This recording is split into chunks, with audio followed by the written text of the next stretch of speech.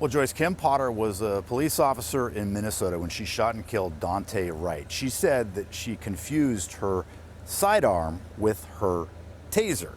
She ended up going to prison, but next week she was set to speak to some law enforcement officials here in the state of Washington until one state agency board said that would be a mistake.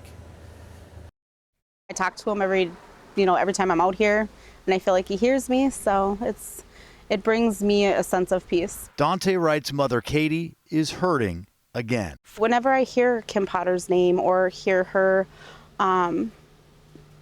doing anything like this, it's like tearing a Band-Aid off of a forever bleeding wound. In 2021, Kim Potter, then an officer with Brooklyn Center Police, a suburb of Minneapolis, shot and killed Daunte Wright, an unarmed black man. Potter said she mistook her gun for her taser.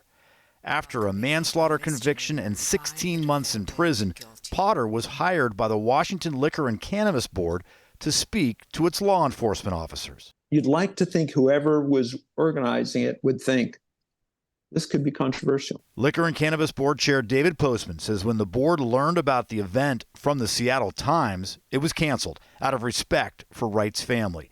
He says as the agency tries to combat a rise in pot shop burglaries and robberies, its officers need additional training, but the board needs to know who is conducting that training. Let's find the person who can tell you how not to do that through training, through professionalism, all of those things.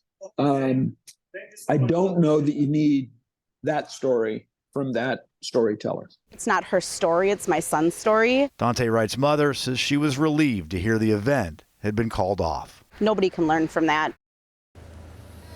Kim Potter was scheduled to speak next week with a prosecutor from Minnesota. The state was going to pay them about $8,000 for that event, but the prosecutor pointed out that Kim Potter was not going to receive much of that money. Most was going to go towards their travel expenses, but she was going to get a small stipend.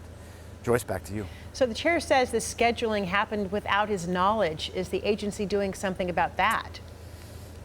Yes, they still are trying to work it out, but they say they would like from now on either the board or the chairman of the board or the agency director to get some word of who the state is hiring to speak to its agency members. Drew Mickelson reporting from the Capitol. Thank you.